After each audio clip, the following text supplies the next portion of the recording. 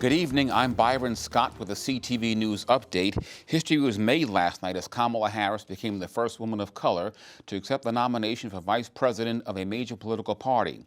Harris's moment in the sun came on a small stage in Wilmington, Delaware.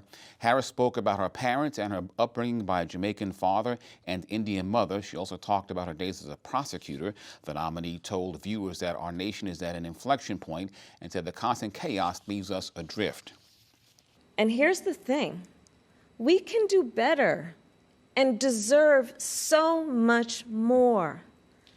We must elect a president who will bring something different, something better, and do the important work.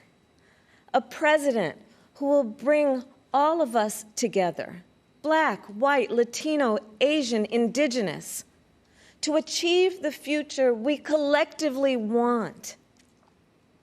We must elect Joe Biden. Prior to Harris, former President Barack Obama delivered a sharp rebuke of Donald Trump. The DNC wraps up tonight with Joe Biden accepting the nomination for president. And Trump's former advisor, Steve Bannon, is arrested. Bannon has been charged with fraud involving a border wall fundraising campaign that netted more than $25 million. Bannon was taken into custody with 3 others this morning. They're accused of conspiracy to commit wire fraud and money laundering. Well, the Council on American Islamic Relations has filed a lawsuit against a McDonald's franchisee in Maryland alleging religious harassment. The plaintiff, Diamond Powell, was a manager at the restaurant located at BWI Thurgood Marshall Airport and had recently converted to Islam. Powell says verbal harassment began when she started wearing a hijab and took short breaks to pray while at work. Powell says she was eventually forced out of her job. Lena Masri is CARE's National Litigation Director. We at CARE are continuing to document an alarming escalation of cases of American Muslims that have similar stories to Ms. Powell, that are being unlawfully discriminated against by their employers and that are losing their jobs as a result. The suit was filed in district court in Maryland. And state police are investigating a fatal pedestrian accident that happened last night on Route 301 just north of Cedarville Road in Brandywine. The victim is 26-year-old Amy Howard. Investigators say she was crossing in an area of the roadway that is not illuminated and about 300 feet from a crosswalk. Police say the driver remained on the scene and showed no signs of impairment. And authorities are looking for a man who assaulted a woman at a Laurel McDonald's restaurant. Happened yesterday on the 10,000 block of Route 1, that's in the Howard County section of Laurel. The man can be seen striking the woman with a white Audi Q3 or Q5. He then pulls her inside the vehicle. Anyone with information is asked to contact county police. Well, the Maryland COVID death toll continues to rise. 9 fatalities have been reported in the last 24 hours. Montgomery County continues to lead the state with 775 deaths. 749 have been reported in Prince George's County. Well, domestic violence has become a growing problem in the county recently, according to state's attorney. Her office has seen a 10% increase in domestic violence cases. You may recall a grand jury this week indicted Emmanuel Humes for the murder of his 6-year-old daughter back in May. In another separate incident, Danita Champion was charged for allegedly fatally stabbing her boyfriend. Brave Boy wants residents to know that they don't have to remain in abusive relationships. All of these cases are somewhat different, but all of them, I think, the one thing I think they have in common are people who are broken, people who are dealing with stress, people who have mental health issues, people who have been abused themselves and then abuse others. Again, people who are just broken in our community, but that does not give them the right or the license to abuse anyone or to kill anyone. It is not an excuse for exacting violence on a loved one. So we hold them accountable. The Maryland Crime Victims Resource Center is available to assist people in need. For more information, visit 1-877-VICTIM-1. Well, Maryland announces today that its next generation 911 system is fully operational throughout the state.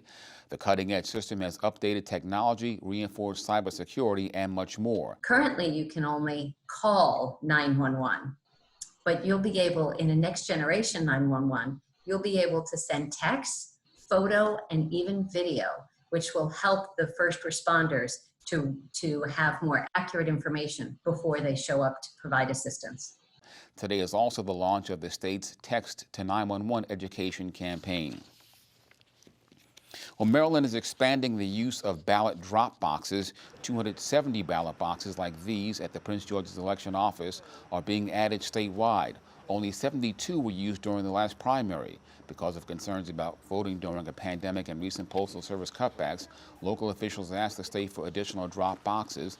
They'll be delivered by the end of September. And it took 72 years of rallies, protests, and hunger strikes before women were granted the right to vote. This week marks the centennial of women's suffrage. Tuesday was the 100th anniversary of ratification of the 19th Amendment. Over the next 6 days, a series of events will be held to commemorate the movement. We have a lot of activities that are planned. Of course, we have been affected by the pandemic, and a lot of our activities that we had planned that would have been in-person activities have had to move to virtual events or virtual discussions. But we have a number of social media campaigns that are going on right now. We've distributed 6,000 books to local libraries through the American Library Association. We have sponsored a number of authors at the National Book Festival, which will be taking place in September, that will commemorate women's suffrage and women's history. On August 26th, we're going to do something very special because that's really the centennial anniversary. We're going to engage in a nationwide campaign called Forward into Light, in which we are going to light up many of the major buildings all across the United States, particularly in Washington, D.C., in suffrage colors of purple and gold. So just wait for August 26th. You are definitely going to be surprised by what you see. We have a number of extraordinary, I think, spectacles and displays that will be available on that day. For more information, go to 2020centennial.org. Well, the Prince George's School Board will give a public update on the P3 initiative for building schools at its virtual retreat tomorrow at 1 p.m. The multi-million-dollar public-private project was previously estimated to cost $30 million a year for 30 years. But there is growing concern among board members that those figures have increased. To view tomorrow's retreat, log on to pgcps.org.